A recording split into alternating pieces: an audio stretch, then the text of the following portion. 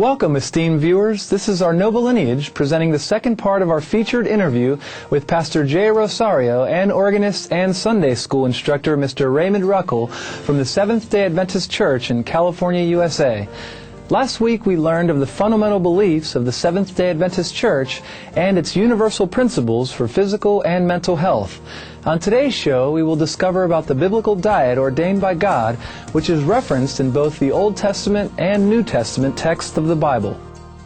In Genesis 1, it says, "And God said, Behold, I have given you every herb-bearing seed which is upon the face of the earth, and every tree in which is the fruit of a tree, yielding seed. To you it shall be for meat." I don't see anything about any flesh foods there. The essence of vegetarianism is a respect to God's creation and is really following the dietary plan that God gave us. The essence of meat eating is death. There's a death involved, and that's contrary to the original plan that God had in mind, and it's promoting what life is all about. So that's one way of looking at it, is the fact that God is a promoter of life, and when you consider all of the countless animals that have been many times tortured, many times treated very unpleasantly, and they're just fed all kinds of strange things for the benefit of the market, for the benefit of just sales. It could do a lot of. Not only is it harmful for the animal, but it's harmful for those that consume the animal. So these are contrary to the Christian philosophy of living in life.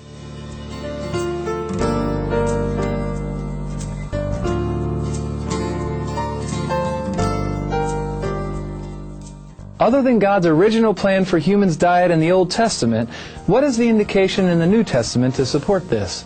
Let us consider the following story about St. Peter's dietary choice as recorded in the New Testament. The New Testament is filled with many different concepts of healthy living. I just wanted to just chime in here, if I may. Sure. The Apostle Peter is a prominent apostle, And one of the things that was interesting is that years after Jesus had been resurrected, and after the days that he was with them for 40 days, and then he was taken to heaven. Well, there were several years that went by. And listen to what happened to Peter. One time, the Lord thought he would shake him up a little bit by showing him in vision. He was up on the top of a house. And the sheet came down, and it had all kinds of animals. It says 4-footed beasts of the earth, and wild beasts, and creeping things, and fowls of the air. But listen to what Peter's response was, because the voice said to him, and this happened 3 times, "Arise, Peter, slay and eat." And he's scratching his head thinking, well, here's what he says, "Not so, Lord." He's speaking to the Lord. "For nothing common or unclean hath at any time entered into my mouth." He's a New Testament Christian. Well, what was their Bible? Their Bible was the Old Testament. And so he was living according to those same principles.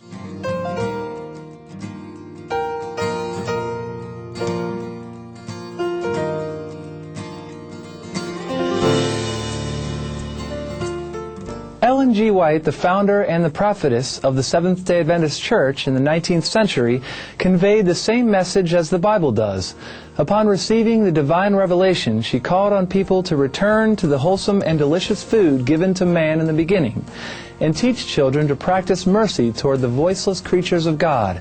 In her article, Flesh as Food, published in the book The Ministry of Healing, the lines read, "Often animals are taken to market and sold for food when they are so diseased that their owners fear to keep them longer.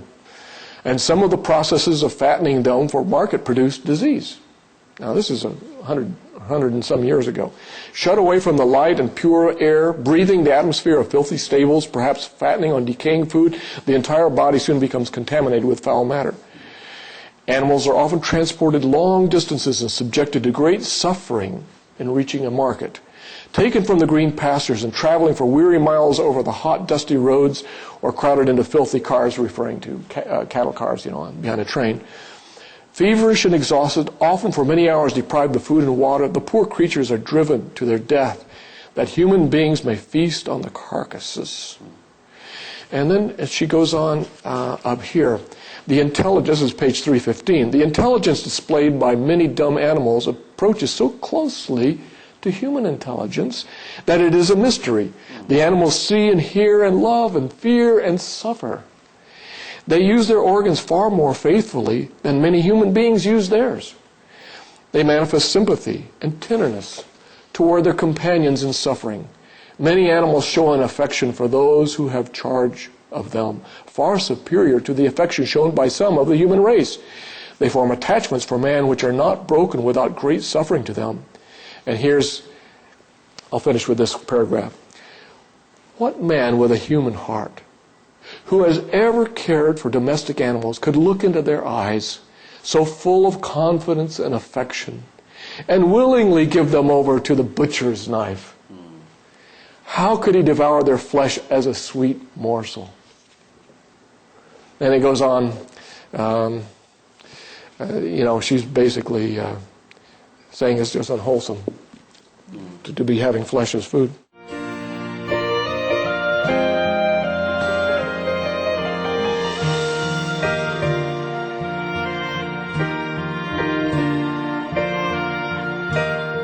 When we return to our noble lineage, we will learn more about the biblical vegetarian diet practiced and advocated by the Seventh-day Adventists. Please stay tuned to Supreme Master Television.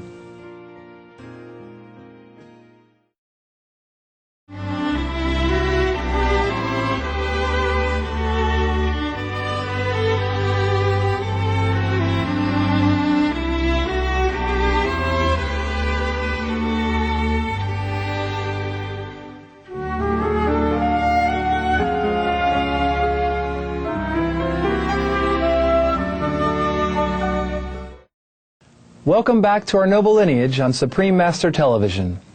In today's show, we are very honored to have Pastor J. Rosario and organist and teacher, Mr. Raymond Ruckle, talking about the biblical diet, which is compassionate, healthy, and environmentally friendly.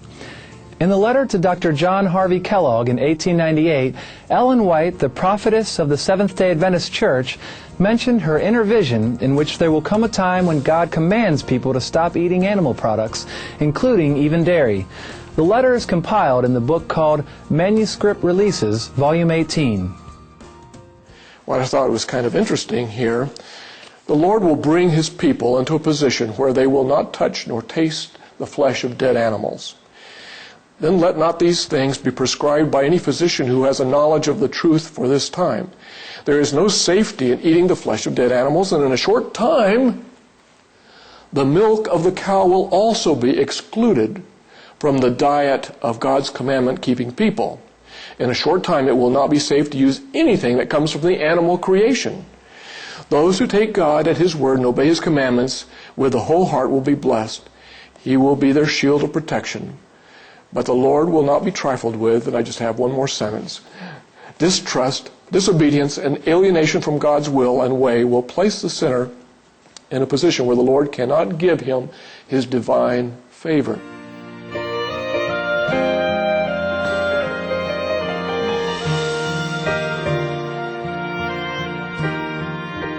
Although the planet's situation is unfavorable in many respects, with so many earthquakes, extreme weather events, and fast depleting food and water, the Seventh-day Adventists firmly believe that there is hope. In the near future, we will have a vegetarian new earth as God promised. One of the biggest things that we need to consider is the fact that maybe God is wanting us to be saved because He has a new planet for us. That in this planet we don't have death, we don't have crying, we don't have sorrow, we don't have pain, which these are the very things that we have in this planet. And God is trying to prepare us for that planet. The original plan was no meat. And we read, of course, in Revelation 21, considering the problems with the environment, the problems with the climate, the problems with this planet, God is going to solve all that by giving us a new planet. And in this new planet, the Bible says there will be no more death. And if there will be no more death, then that basically means that animals will not die. And of course, there's even a verse in Isaiah that says that the wolf and the lamb will dwell together. Not only will humans not eat animals, not only will animals not eat humans, which that's something that we see even here, but even animals will not eat each other, which I think is fascinating.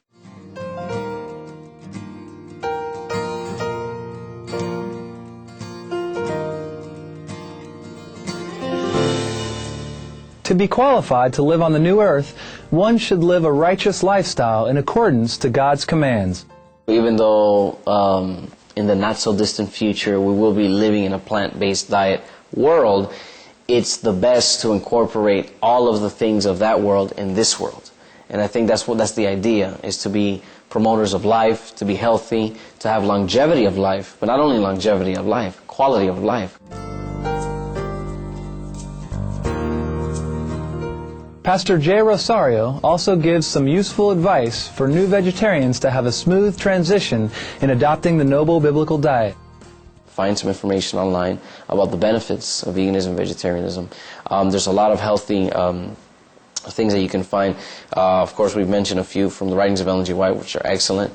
Get some cookbooks, some vegan, vegetarian cookbooks. Sometimes there's substitutes for certain things. We're like, wow, how do I leave this out for my recipe? What do I do? You would be surprised how many other creative substitutes there are to replenish those things that maybe we need to leave behind because of health reasons.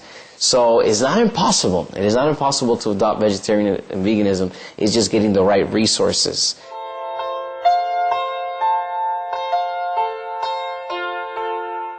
The Seventh-day Adventist Church also provides some classes to help people to live a more wholesome life, as it is the life God designed for us.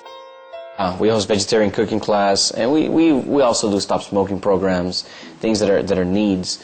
But one of the areas, particularly in this part of the world here in California, there's a huge interest in that kind of a lifestyle. So the Seventh-day Adventist Church, one of our signatures is the health events. Aside from the medical institutions, hospitals all over the world. As a Seventh-day Adventist, I would just like to say to those that are viewing to take into consideration the decisions that you make in your lifestyle. Remember the words of Jesus in John 10 where he says, I have come that they might have life and that might have it more abundantly. Once again, we just want to thank Supreme Master TV.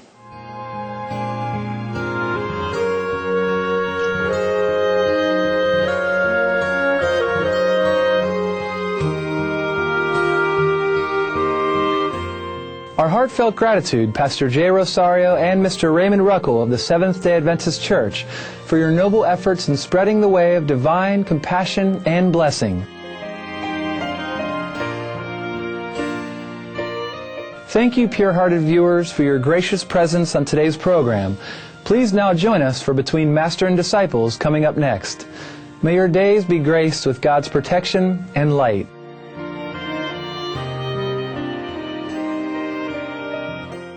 Please visit losgatos.adventistfaith.org for more information on the Seventh-day Adventist Church in Los Gatos, California, USA. For more details, please visit www.suprememastertv.com/NL.